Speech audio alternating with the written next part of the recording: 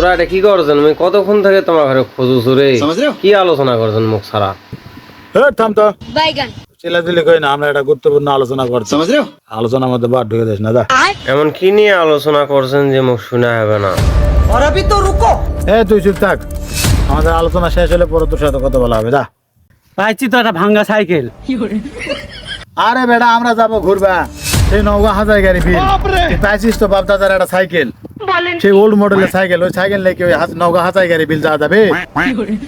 আমরা তো যাবো বাইক নিয়ে, তোর সাথে হুদাই হলে আলোচনা করে লাভ নাই। আমরা যাবো ঘুরবা, এটা নিয়ে তো আলোচনা করে লাভ নাই।